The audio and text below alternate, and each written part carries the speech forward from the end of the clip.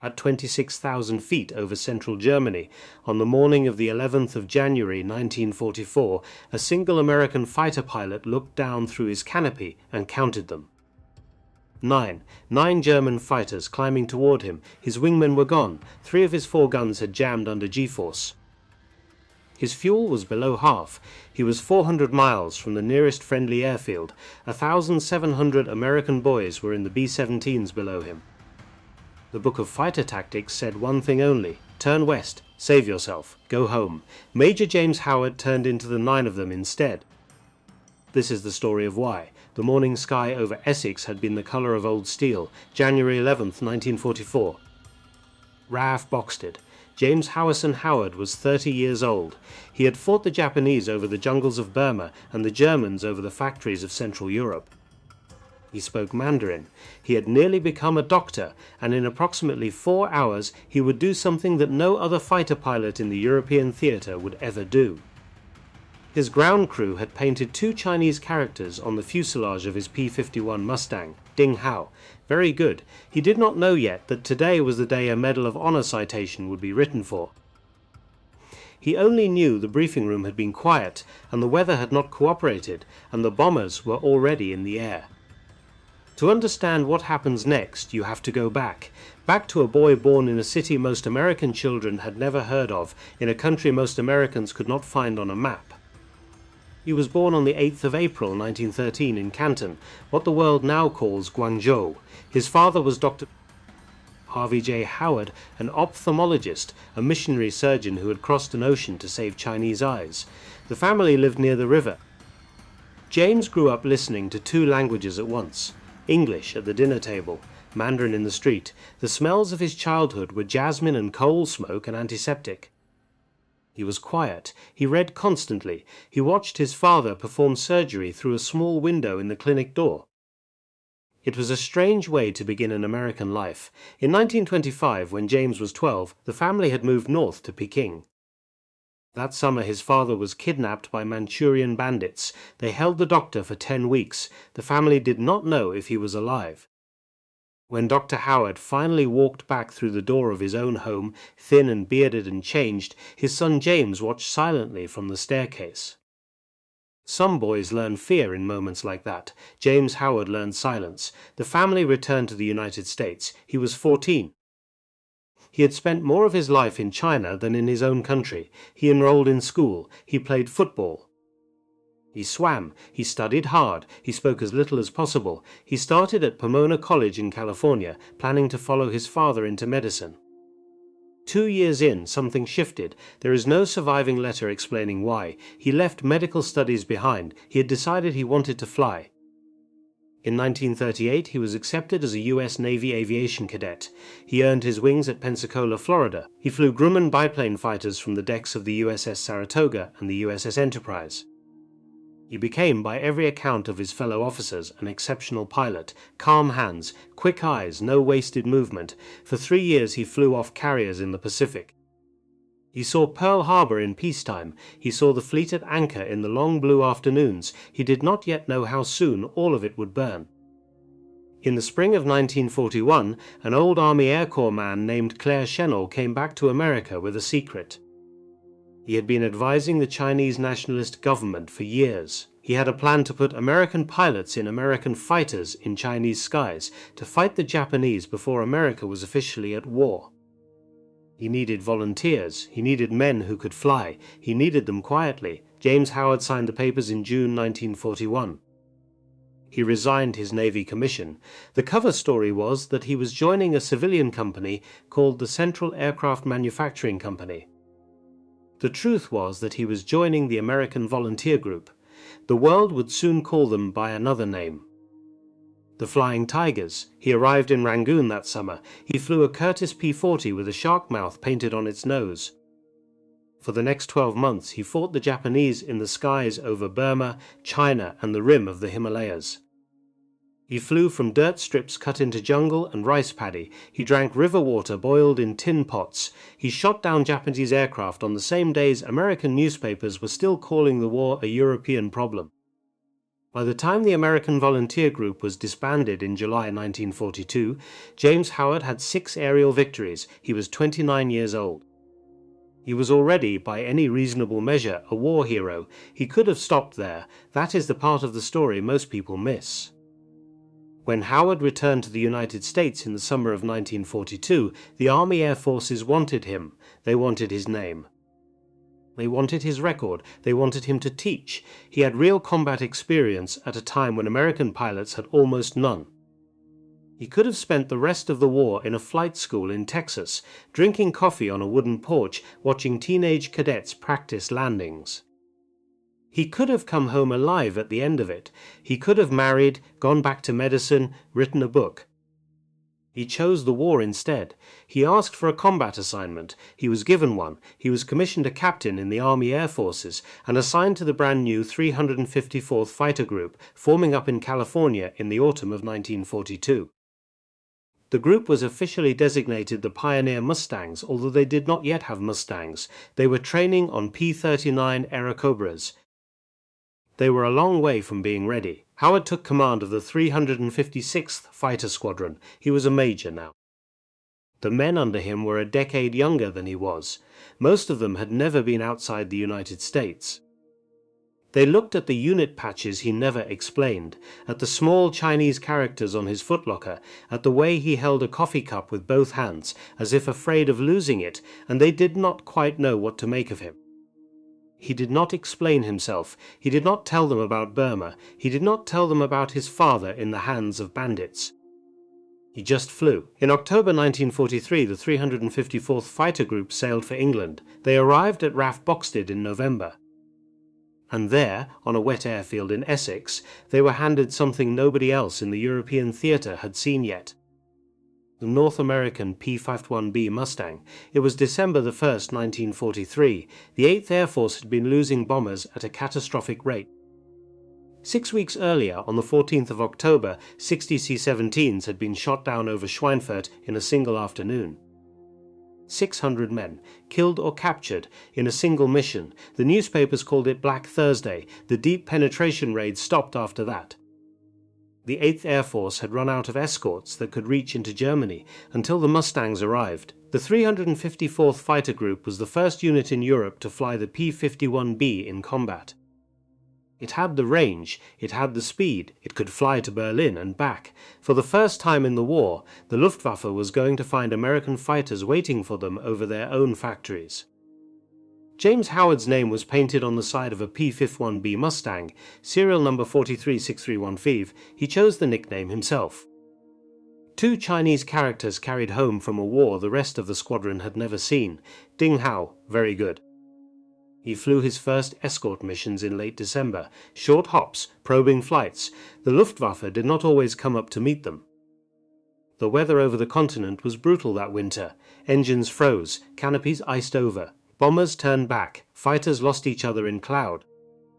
The new pilots in his squadron watched him in the briefing room and tried to read his face. He gave them nothing. He was friendly enough, he was patient, he answered questions, but he did not talk about combat, and he did not talk about the men he had killed, and he did not talk about Burma. A young lieutenant once asked him what it had been like, flying for the Chinese. Howard gave him a short, polite answer that closed the subject. He did not talk about Burma. He did not talk about the men he had killed. That part of his life belonged somewhere else. On the night of January 10, 1944, the operations officer of the 354th Fighter Group received the next day's mission orders. The target was a town in central Germany called Oschersleben. The 8th Air Force was sending 174 B-17s to bomb the AGO Flugzeugwerke, the factory that built the Focke-Wulf 190. The very aircraft the Luftwaffe would send up to try to stop them. It was the deepest penetration the P-51 Mustangs had yet attempted. Almost 500 miles into German airspace, beyond the range of every other Allied fighter, the Mustangs of the 354th were going alone. The weather forecast was bad, heavy cloud over the continent, icing at altitude, visibility uncertain. Major Howard read the briefing papers in his quarters that night. He did not call his wife, he did not write a letter, he sat in a wooden chair with the lamp on and the wind moving against the window glass, and he made the same small mental preparations he had been making since he was a Navy cadet at Pensacola 7 years earlier. He had been to war already, he had nothing left to prove to himself, but the bombers were going, and someone had to go with them. The mission briefing came at 6 in the morning. Howard suited up in silence, parachute harness, Mae West life vest, leather flying jacket, gloves. He walked out to his Mustang in the grey Essex dawn and climbed into the cockpit, and the Merlin engine coughed and caught and rose to a steady metallic roar. The weather over the continent was about to fall apart, his escorts were about to scatter, his wingmen were about to lose him. And Major James Howard, son of a missionary surgeon, former Flying Tiger, the quiet man who had chosen the harder war twice, was about to be left alone in the sky over Germany. He did not know it yet. The story is about what he did when he found out. The Mustangs lifted off in pairs into the grey Essex dawn. Major James Howard rolled down the runway of RF Boxted at exactly 7:30 in the morning of January 11th, 1944. His Merlin engine made the long, deep mechanical roar that men who flew Mustangs would remember for the rest of their lives. Behind him, the rest of the 354th Fighter Group lifted off in formation, almost 50 P-51B Mustangs climbing into the wet sky over England. The mission was Oschersleben.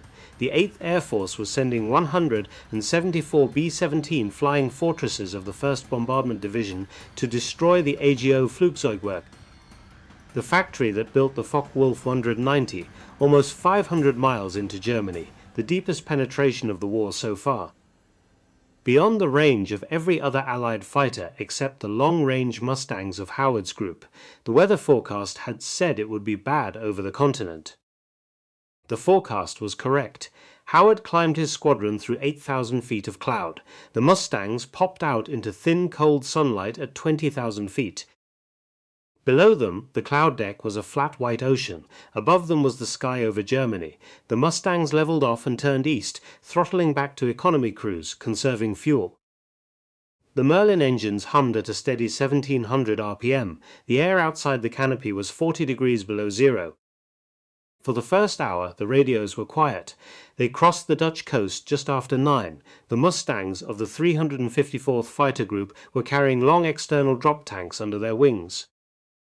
75 gallons in each, enough to get them across Germany. Howard checked his fuel gauges out of habit and looked down at the broken cloud below him and saw the bomber stream. It was a long, dirty line of dots in the cold sky, 174 B-17s climbing east, each one carrying 10 men and 4,000 pounds of bombs. It was the first major deep penetration raid under General Jimmy Doolittle, who had taken command of the 8th Air Force just 5 days earlier. The pressure on this mission was enormous. Everyone in the chain of command knew it. The escort plan called for relay teams of fighters to cover the bombers in shifts. P-47 Thunderbolts to the German border, then the P-38 Lightnings to take over, then the P-51 Mustangs to escort the bombers all the way in and back out. It was a beautiful plan on paper. It fell apart that morning. The weather over Holland had grounded most of the P-47 squadrons.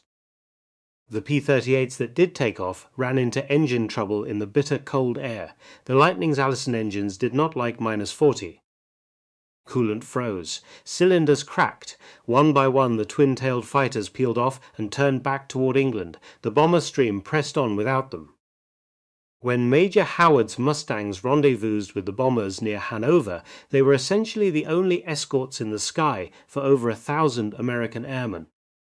49 fighters, 174 bombers, the Luftwaffe waiting somewhere in the cloud below. Howard split his squadron into flights of 4 and arranged them on either side of the bomber stream and above. He flew the lead Mustang of the lead flight. His wingman was a young second lieutenant new to the squadron. Behind them came another pair. The 4 of them slid into position over the lead bomber box, and the formation crossed into central Germany.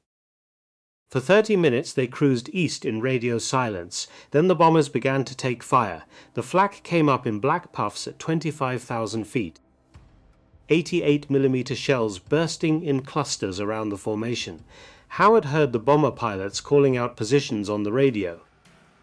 Flak 6 o'clock low, flak 2 o'clock high. The Mustangs banked away from the bursts and kept formation. That was when the Luftwaffe came up. They came out of the cloud below in a long climb, a squadron of Messerschmitt 110s, twin-engine heavy fighters, slow but armed with two 20mm cannons in the nose and a full rack of underwing rockets meant to break up bomber boxes from outside the range of the B-17 gunners. They were not designed to dogfight other fighters, they were designed to kill bombers. They came up climbing in a loose echelon, lining up for a rocket pass against the lead bomber group. Howard saw them first. He keyed his microphone and called the bandits. His Mustangs banked toward the threat. Howard dropped his external fuel tanks. The lever was on the left side of the cockpit. He pulled it and felt the small jolt as the tanks fell away. His Mustang accelerated cleaner now. He pushed the throttle forward to combat power. The Merlin engine wound up into a higher note. He rolled inverted and dove on the lead 110. The German pilot did not see him. He was concentrating on the bombers. He was lining up his rockets. He had perhaps 12 seconds left to live. Howard's P-51B carried 4 Browning 50 caliber machine guns, 2 in each wing. The trigger was on the control stick under his right index finger. The guns were synchronized to converge at 300 yards. Howard waited until the 110 was filling his gun sight. He squeezed the trigger. The 4 guns hammered. Tracer rounds arsed out across the cold sky. The first burst walked across the German fighter's right engine. The cowling shattered. Fuel sprayed. The engine caught fire. The 110 nosed down. Howard fired a second burst into the cockpit. The canopy disintegrated. The Messerschmitt rolled inverted and fell away in a long, slow tumble toward the cloud deck 5 miles below. The first kill of the morning. Howard pulled out of his dive and zoomed back up, looking for his wingmen. They were gone. The thing about a dive in air combat is that it splits up flights faster than anything else. Howard had dropped 1,500 feet and gained 150 miles per hour. His wingmen had followed him part of the way and then gotten distracted by other threats. The element leader had peeled off after a different 110. His wingman had chased a Focke-Wulf. The radio was full of voices now, calling out bandits, calling out positions, calling out break commands.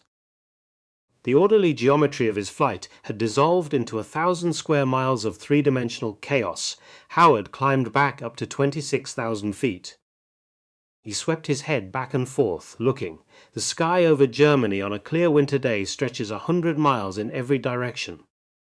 From cockpit altitude you can see Berlin from over the Dutch border. There are no roads up there, no landmarks. Just an endless dome of pale blue above and a white floor of cloud below, and somewhere in between, very small, the things that are trying to kill you. He could not find his wingmen.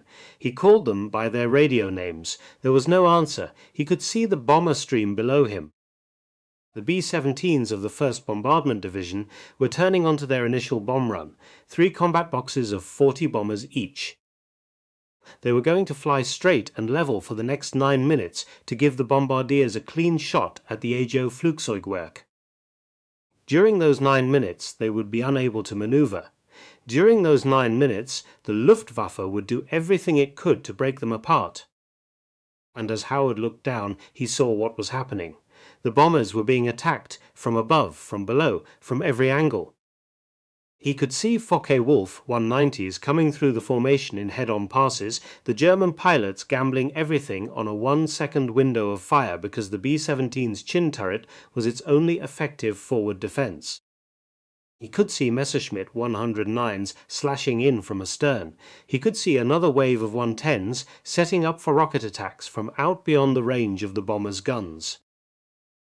He could see the tracers from the gunners and the tracers from the Germans and the long thin lines of smoke as fighters and bombers fell out of the formation toward the cloud deck below. And he could see that there were no other Mustangs in his sector, none. For something like 4 seconds, James Howard sat in the cockpit of his P-51B at 26,000 feet over central Germany and did mental arithmetic. He could turn west, he could call it, he could regroup with his squadron somewhere over Holland and they could all fly home together. There was no fighter pilot in the United States Army Air Forces who would have second-guessed that decision. He was a major, the squadron commander. The book said that a single ship engagement against superior numbers was a death sentence. The book said to stay with your wingman, and if your wingman was gone, to find another. The book said a great many things. The bombers were going to be slaughtered. He could see it happening already. He pushed the stick forward, the Mustang Dove. The needle on the airspeed indicator climbed past 300 miles per hour and kept climbing. The Merlin engine howled. The wind shrieked against the bubble canopy. Howard was diving on a Focke-Wulf 190 that was setting up a head-on pass against a B-17. He came down on the German from 45 degrees above and behind. The Focke-Wulf was a faster diver than the Mustang in straight lines, but it could not see him. Howard waited until he was inside 200 yards. He squeezed the trigger. The Browning .50 calibers tore the German fighter apart. The right wing folded back. The Focke-Wulf snap-rolled twice and came apart in mid-air. There was no parachute. 2. Howard pulled out and zoomed back up. He had used speed to dive and zoomed to recover altitude. This was the central truth of the P-51 Mustang. Energy. Convert altitude to speed, speed to position, position to a firing solution. The Germans had to dogfight. Howard could choose his fights. He came back around and saw the next target. A Messerschmitt 109 was sliding in behind a straggling B-17. The bomber's right inboard engine was already trailing oil. The 109 closed the distance with the calm, methodical patience of a pilot who had killed many bombers in his career. He was perhaps 400 yards behind the fortress when Howard came down on him. The German never saw it coming. Howard's first burst missed slightly low. He corrected. The second burst hit the cockpit and the engine cowling. The 109 yawed sideways. Black smoke poured from the engine. The pilot bailed out. His parachute opened immediately. Howard watched the small white canopy drift away below him toward the German countryside. 3. He pulled up to altitude again. His arms were starting to ache. The Mustang's elevator forces at high speed required real strength to manage. The flight suit under his jacket was soaked with sweat despite the 40 below zero air outside the cockpit. His oxygen mask was wet inside from his breath. His mouth tasted like rubber and metal. The G-forces in the pullouts had pushed the blood out of his head and back in 3 or 4 times now, and his vision had greyed at the edges with each one. The bombers were still under attack. He counted what he could see. There were at least 9 more German fighters in his immediate sector. Of W-190s and Bf-109s working in coordinated pairs, a loose group of 4 109s was coming around for another pass at the lead box of B-17. Below them, 2 190s were climbing for altitude advantage. Above and behind, 3 more 19s were circling, looking for stragglers. 9 fighters, 1 Mustang. Howard rolled into the next attack. He came in on a BBF-109 from astern. It was the kind of shot they had practiced in gunnery school in California 1,000 times. Aston shot 200 yards, no deflection. Howard squeezed the trigger. Only 1 gun fired. He felt the difference immediately. A P-51B with all 4 guns firing made a deep concussive hammering through the airframe that you felt in your bones. With 1 gun, it was just a polite stutter. The recoil was uneven. The aim wandered. He held the burst as long as he could and saw a few rounds strike the 109's tail, but the German broke right and dove away and disappeared. Howard pulled up. He checked his gun sight. He pressed the trigger button on the stick. 1 gun. The other 3 were dead. He did not know it at the time, but the .50 caliber Browning M2 installed in the wings of early P-51B Mustangs had a serious problem. The guns were mounted at an angle in the wings because of the airfoil thickness, and the ammunition belts had to feed in a slight curve. Under high G maneuvering, the belts twisted just enough to cause the rounds to misfeed and jam. The problem would be fixed in later production runs with new feed chutes. In January of 1944, every Mustang pilot in the European theatre eventually discovered it. Most of them discovered it in combat. Howard discovered it now. He had 1 working gun. He had been in the fight for perhaps 18 minutes. The B-17s were still under attack. There were still Germans in the sky. He had almost nothing to fight with. For another 4 seconds he sat in his cockpit and did mental arithmetic. He could turn west and go home. There was no shame in it. He had 3 confirmed kills already. He had probably saved a B-17 already. He had done more than any single fighter pilot could reasonably be asked to do. He thought about the men in the bombers. The 8th Air Force had a number that they did not put in the newspapers. The average B-17 crew in early 1944 lasted between 8 and 11 missions before the crew was shot down, killed, or captured. The boys in those bombers below him had probably already lost friends. They had probably already woken up to empty bunks and missing faces and breakfast plates that nobody came to claim. They knew the odds. They flew anyway. Howard pushed the stick forward. He went after the next German fighter as if all 4 guns were working.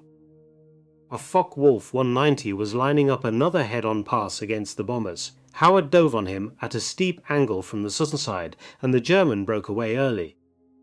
He had seen the Mustang coming. He did not want to fight. He turned south and dove for the cloud deck and was gone. Howard pulled up and looked for the next one. A pair of Bf-109s was climbing to set up another attack on the lead bomber box. Howard rolled toward them. They saw him coming. They turned to engage. He fired his one working gun and missed completely. They came at him from both sides. He broke up and away. The Mustang's Merlin engine had a sweet spot at 25,000 feet where it was faster than anything the Luftwaffe could field. Howard climbed, and the 109s tried to follow and could not stay with him. They fell behind. They turned south. 3 more Germans were attacking a damaged B-17 that had fallen out of the formation. The fortress was trailing smoke from 2 engines. The waist gunners were still firing. The German fighters were closing in for the kill. Howard dove down on them and fired his one working gun. A tracer or 2 went past them. They broke off. They did not know. They did not know his guns were almost dead. They did not know he had 1 round in 10 of what he had started with. They did not know he had been alone for almost half an hour. They saw a P-51 Mustang in attack position, and they remembered that the Mustang was faster than they were, and they remembered what those Mustangs had been doing to their friends, and they broke off. He chased them away from the bomber. He came back around and dove on another Focke-Wulf and made the same bluff. The German turned away. He flew along the bomber formation and dove on attackers, and made fake attacks and pretended to fire his guns. Sometimes the one gun worked, sometimes it did not. He could not always tell any more. For another 12 minutes, Major James Howard, alone in the sky over Oschersleben, with 3 of his 4 guns frozen, and his fuel gauge falling toward red, and his oxygen system fogged, and his arms trembling from G-force fatigue, herded German fighters away from American bombers, using nothing but the threat of a Mustang and the willingness to keep showing up. The B-17 gunners watched him. The crew of one fortress in the lead box of the 401st Bombardment Group reported afterward that they had watched a single P-51 dive on at least 9 separate German fighters during the bomb run. The gunners thought they had hallucinated it. They thought it must have been multiple Mustangs that they had mistaken for one. The radio operator wrote in his log that whoever the pilot was, he had broken up the German attacks long enough for the bombs to fall on the target. The bombs fell on the AGO Flugzeugwerk shortly before noon. The factory burned. The B-17s of the 1st Bombardment Division turned west and began the long flight home. The German fighters dove away and headed for their bases to refuel and rearm, and Major James Howard, his hands shaking inside his leather gloves, his throat raw from the dry oxygen, his fuel gauge showing less than a quarter tank, broke off and turned west toward England. He did not know yet that 10 men in the lead bomber were going to write the citation that would change his life. He only knew that the bombers had survived, and the long flight home was just beginning. The flight home took nearly 3 hours. Major James Howard turned the Mustang west at the IP. The bombers had finished their run, and the formation was reorganizing for the long flight back across Germany and the Low Countries to England. Howard tucked in above and behind the lead box of the 401st Bombardment Group and stayed there. His fuel gauge was below a quarter. The closest friendly airfield was 400 miles away. The Luftwaffe did not come up again that afternoon. They had learned what they needed to learn about the American Mustangs, and they were saving their pilots and their fighters for the next mission. The cold sun moved across the canopy. Howard's hands were trembling now. The fight had taken something out of him that he would not be able to put back for several days. He throttled back to economy cruise. He leaned the mixture. He watched the fuel gauge. He thought about almost nothing. When you have just done what he had just done, the mind does not race. It empties. The aftermath of combat for most pilots is a long quiet space in which the world feels far away and your own body feels far away, and only the small mechanical tasks of flying the airplane remain. He crossed the Dutch coast at 3 in the afternoon. The English coast came up out of the haze an hour later. The fields of Essex, brown and wet under the January sky. Boxted appeared, the single concrete runway, the Quonset huts. The flight line. He landed long and rolled out slowly. The Merlin engine ticked itself cool as he taxied to his hardstand. His crew chief was waiting. Howard climbed out of the cockpit and pulled off his oxygen mask and his leather helmet, and the crew chief saw his face and stopped talking. Howard did not say much. He walked across the wet concrete in his flying boots and went into the operations hut, and he gave his report. The intelligence officer at Boxted had a wooden desk and a typewriter and a stack of after-action forms. He had been debriefing pilots for 6 months.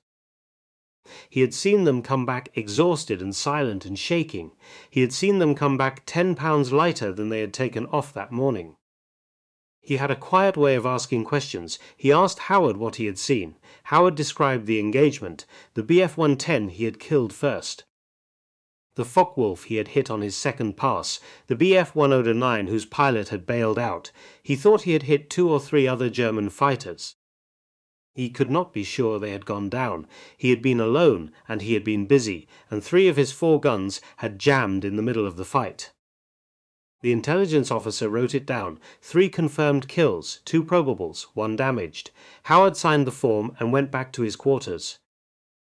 Outside on the hardstand, his crew chief walked around the Mustang in the gathering dusk and counted the damage. He counted it twice because he did not believe what he was seeing the first time. 1 bullet hole, a single 20mm strike on the rudder, nothing else. After 30 minutes of single-ship combat against more than 30 German fighters at 25,000 feet over central Germany, Ding Hao had been hit exactly once. The B-17s of the 1st Bombardment Division did not all come home to the same airfield that day. They scattered across East Anglia in the gathering dark. Crews climbed down from their fortresses at Bassingbourn and Polebrook and Thurley. They went into their own debriefings. They drank the post-mission coffee with the rum the flight surgeons gave them, and they talked about what they had seen over Oschersleben. They talked about the Mustang.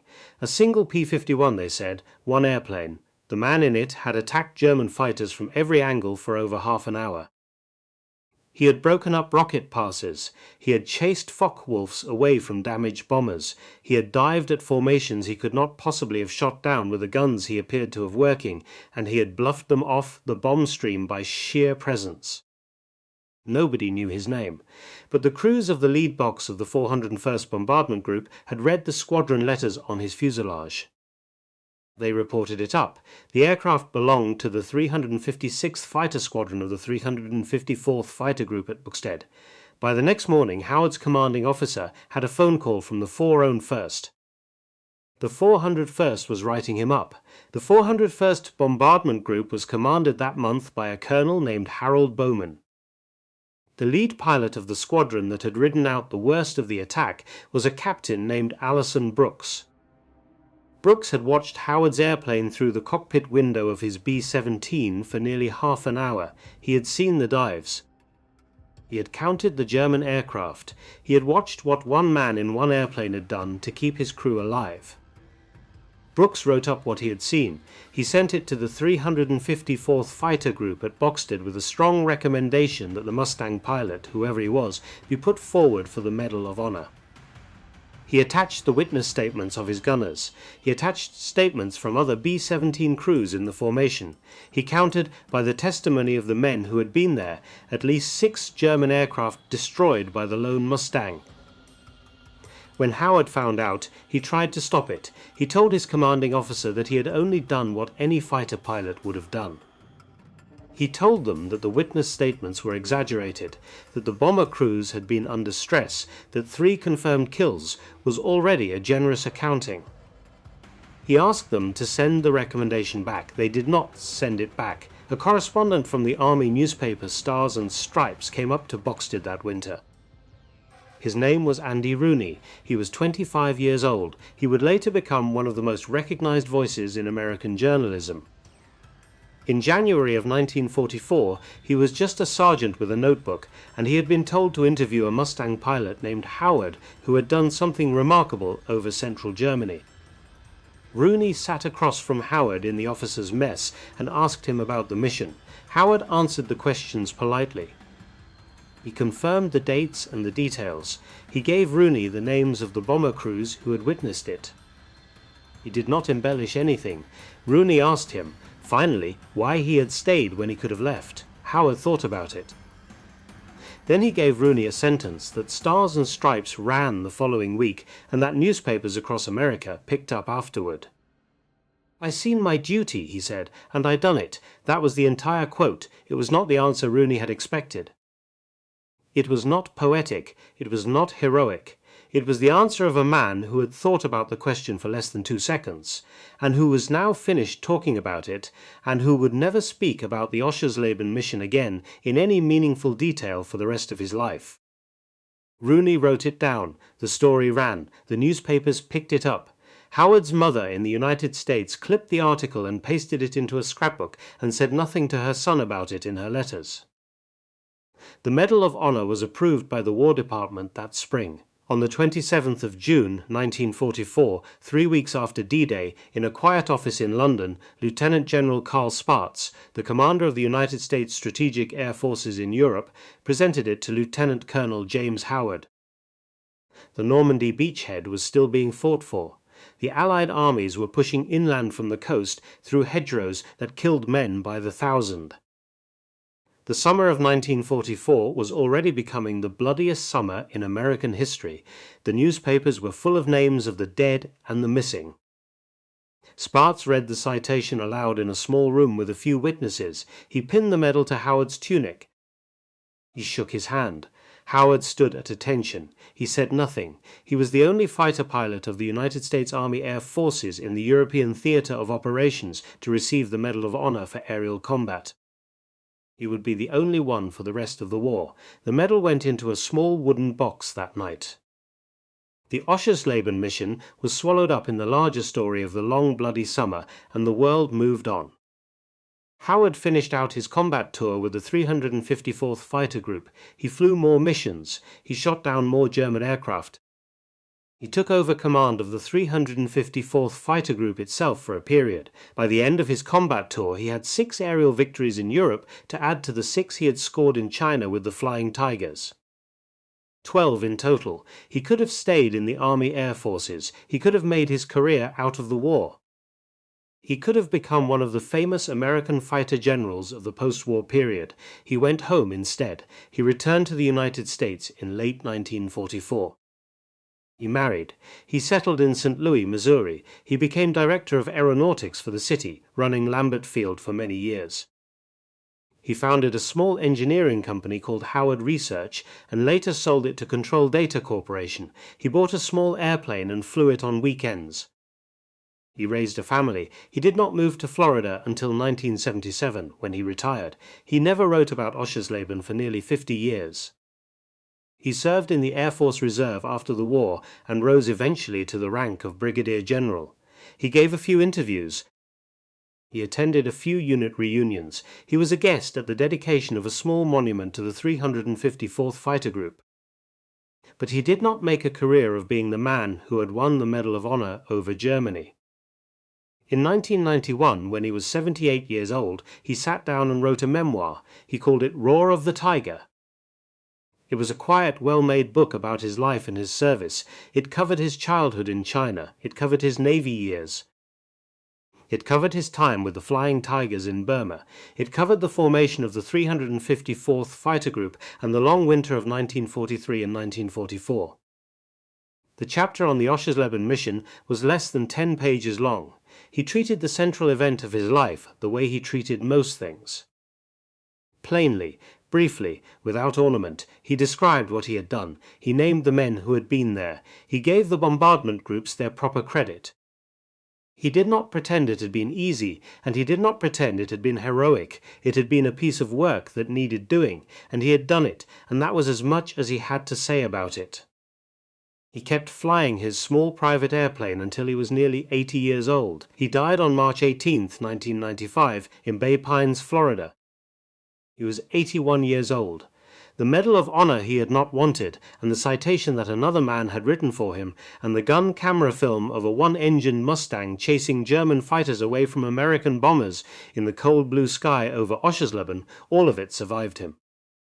The medal is in a museum now. The film is in the archives. The 354th Fighter Group is long disbanded. The airfield at Boxted is gone. The bombers came home. That was the only thing Major James Howard had ever asked for. And when 9 fighters closed in on him over central Germany on the 11th of January 1944, with 3 of his guns frozen and his fuel running low and no other Mustangs in his sector, and the book of fighter tactics telling him to turn west and save himself, he did the only thing a man like him knew how to do. He stayed.